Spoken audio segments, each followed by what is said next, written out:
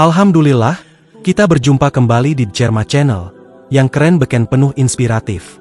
Ayo channelnya di subscribe, like, komen dan nyalakan lonceng notifikasinya. Semoga menjadi nilai kebaikan.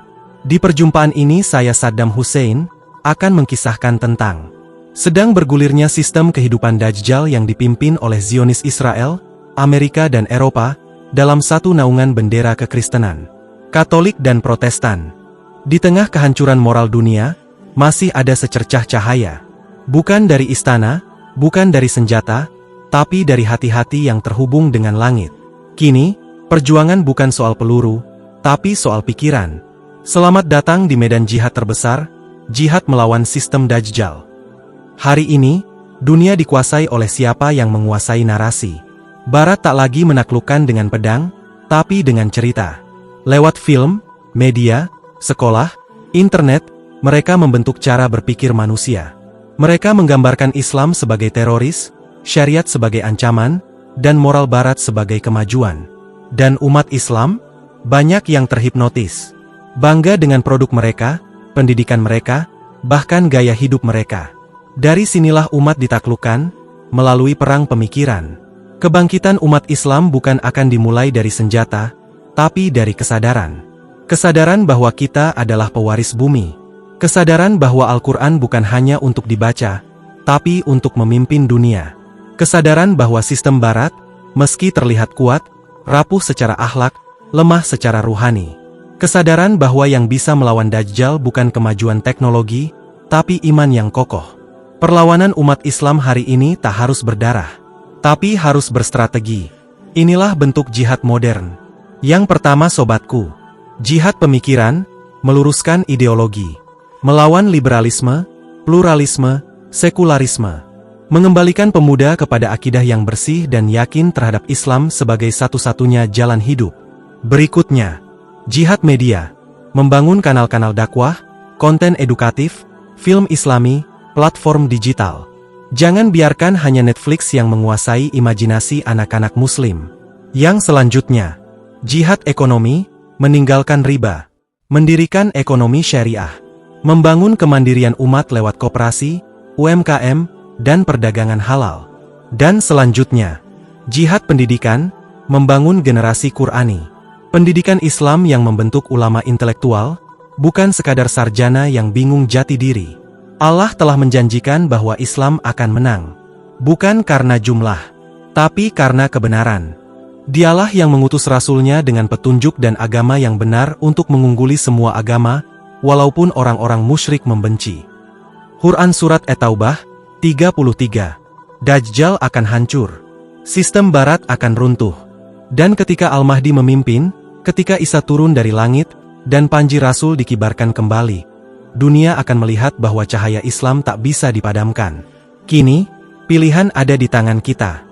Apakah kita hanya penonton dari sejarah besar ini? Ataukah kita memilih menjadi pejuang, meski hanya lewat satu konten, satu kata, atau satu doa? Jika kamu tidak menolong agama Allah, maka sungguh Allah akan menolong agamanya melalui kaum lain yang lebih baik dari kamu. Quran Surat Muhammad, 7. Mereka bersatu di bawah bendera palsu.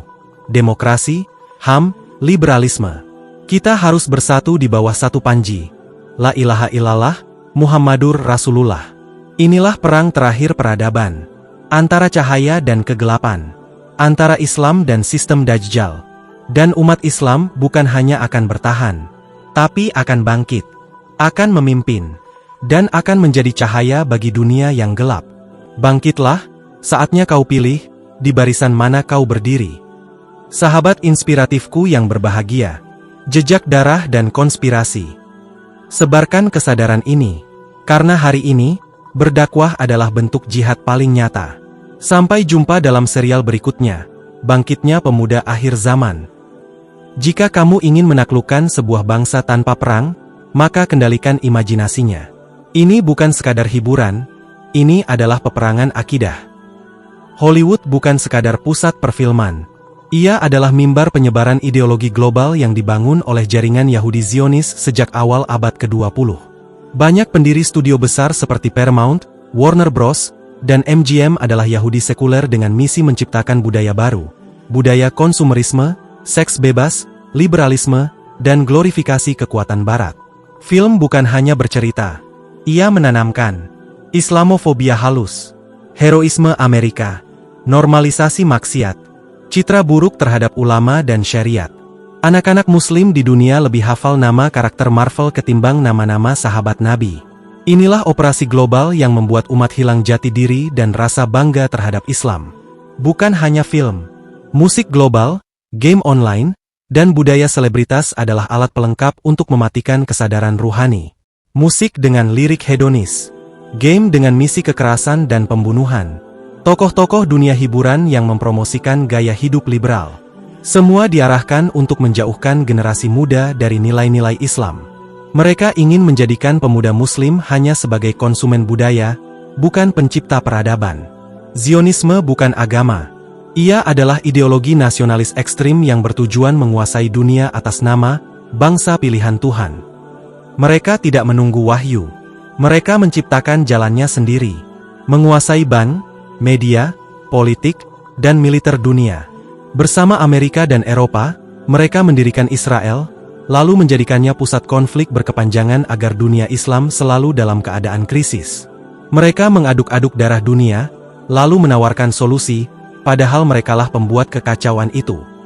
Umat Islam tak boleh hanya mengutuk. Kita harus menciptakan budaya tandingan. Yang pertama sobatku, bikin film Islami berkualitas tinggi, kisah sejarah Islam, perjuangan para nabi, dan pahlawan sejati umat.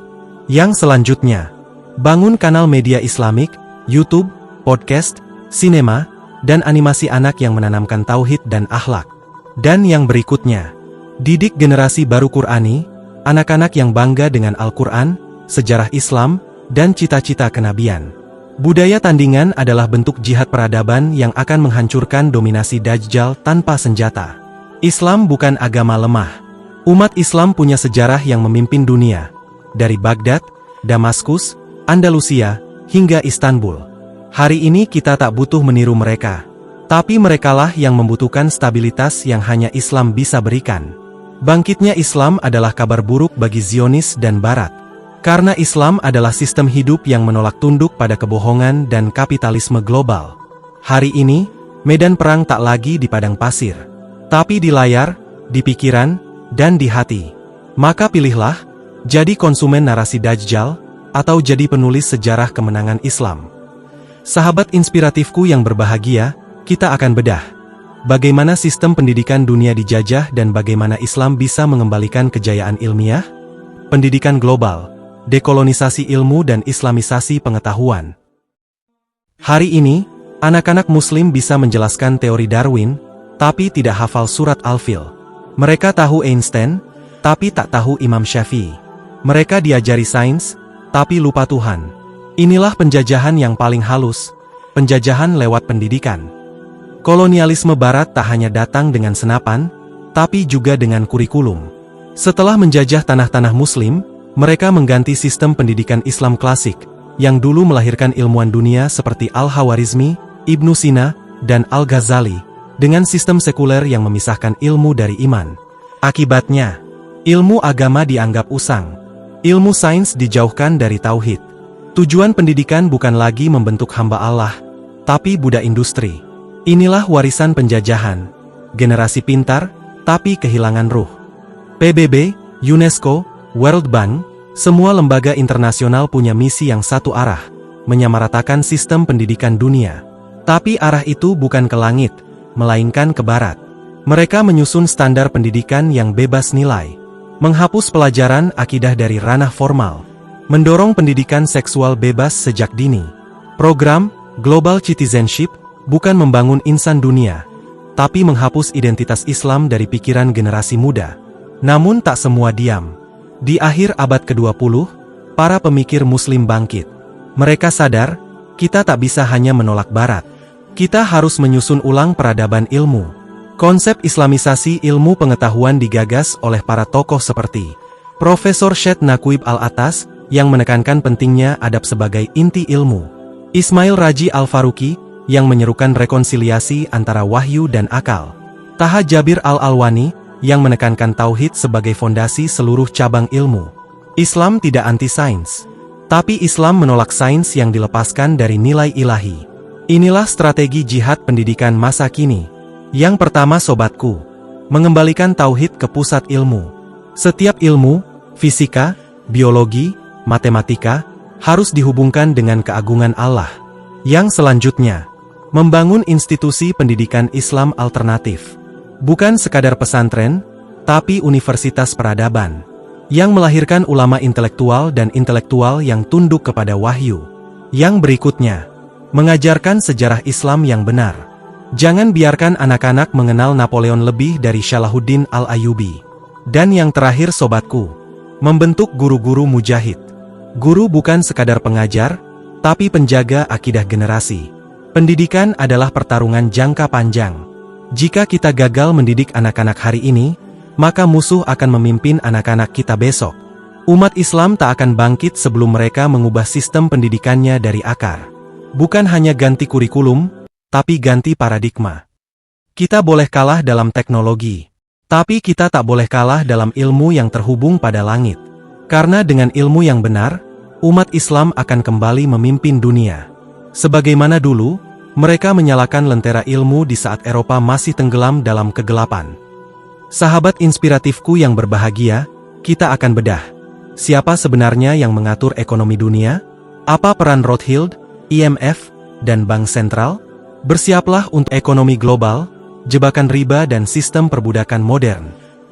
Jika engkau ingin menguasai manusia tanpa menumpahkan darah, maka kuasailah apa yang mereka makan dan di mana mereka berutang. Selamat datang di sistem ekonomi global, penjajahan paling licik dalam sejarah manusia. Di balik layar kapitalisme modern, berdiri dinasti-dinasti keuangan Yahudi sekuler yang berakar pada sistem riba internasional. Salah satu yang paling terkenal, keluarga Rothschild. Mereka mengendalikan banyak bank sentral di Eropa. Terlibat dalam pendanaan perang dunia. Memainkan politik negara lewat utang dan investasi. Dari sinilah lahir IMF, Dana Moneter Internasional, dan World Bank, dua lembaga yang disebut penolong negara miskin. Tapi kenyataannya, mereka adalah rentenir dunia. Setiap pinjaman dari IMF disertai syarat. Penghapusan subsidi rakyat. Privatisasi aset negara. Pembukaan pasar bagi perusahaan asing. Negara-negara muslim pun terjerat, mulai dari Mesir, Turki, Pakistan, hingga Indonesia. Dulu, uang bernilai karena ditopang emas. Kini, uang hanyalah kertas yang diciptakan dari hutang. Sejak dicabutnya sistem Bretton Woods tahun 1971, dolar tak lagi bernilai logam. Amerika bisa mencetak uang tanpa batas. Umat manusia kini bekerja keras demi selembar kertas yang nilainya ditentukan oleh negara adidaya. Itulah perbudakan modern. Uang digital, kartu kredit, pinjaman online, semuanya terikat riba. Riba yang disebut Allah dalam Al-Quran sebagai perang terhadap Allah dan Rasul-Nya. Quran Surat Al-Baqarah 279. Islam membawa sistem ekonomi bebas riba, berbasis zakat, infak, dan keadilan muamalah. Ada larangan menimbun dan memonopoli. Ada keharusan membayar zakat untuk distribusi kekayaan. Ada konsep akad dan kejujuran dalam setiap transaksi. Sistem Islam bukan utopia. Ia pernah diterapkan dan sukses. Di era Khilafah Umar bin Abdul Aziz, hingga sulit ditemukan orang miskin yang mau menerima zakat. Di Andalusia, pusat peradaban ekonomi yang stabil selama ratusan tahun. Di Kekhalifahan Utsmaniyah, hingga lira emas dijadikan mata uang global selama 400 tahun. Kini, umat mulai sadar. Muncul geliat bangkitnya ekonomi Islam. Bank syariah, koperasi Islam, wakaf produktif. Mata uang emas digital, dinar dan dirham. Bisnis halal dan bebas riba mulai menjamur. Tapi ini bukan sekadar soal sistem. Ini soal kesadaran akidah. Selama umat Islam masih menggantungkan nasib pada sistem riba dan utang internasional, maka mereka tidak akan pernah merdeka. Dari sejarah perang salib, konflik Kristen Katolik yang disatukan oleh kebencian pada Islam, hingga pembentukan Zionis Israel sebagai pangkalan kekacauan di jantung dunia Muslim. Dari penjajahan budaya lewat film, musik, dan kurikulum global, hingga penjajahan finansial lewat IMF dan Bank Riba Dunia. Ini bukan sekadar teori, ini realitas. Dan yang diburu mereka bukan tanah, tapi iman umat Muhammad. Namun ingat, mereka membuat tipu daya, dan Allah membalas tipu daya mereka. Dan Allah sebaik-baik pembalas tipu daya. Quran Surat Ali Imran ayat 54. Kita adalah generasi akhir zaman. Kita tidak punya waktu untuk lalai. Umat Islam harus bangun dari tidur panjang sejarah. Kembali kepada Quran dan Sunnah sebagai rujukan peradaban. Membangun kekuatan ilmu, ekonomi, budaya, dan akhlak di bawah bendera La ilaha illallah. Kita bukan korban. Kita adalah pewaris dunia. Tapi hanya jika kita kembali kepada Al-Haq. Inilah sebuah kajian besar di balik dunia yang kau lihat. Maka pilihlah, ikut dalam tipu daya mereka, atau berdiri bersama cahaya langit. Saatnya membalik peta dunia. Sahabat inspiratifku yang berbahagia, demikian saya sajikan kisah ini yang penuh literasi, mencerahkan cakrawala berpikir dan menginspiratif kehidupan kita, untuk senantiasa mawas diri serta istiqomah dalam menapaki jalan kebenaran, naungan cahaya petunjuk Allah Subhanahu wa Ta'ala. Atas segala perhatian dan dukungan sahabat inspiratifku, saya ucapkan terima kasih, semoga menjadi nilai kebaikan. Saya Saddam Hussein mohon pamit undur diri, dan sampai berjumpa kembali di video inspiratif lainnya. Saya sudahi perjumpaan ini dengan mengucapkan, wassalamualaikum warahmatullahi wabarakatuh.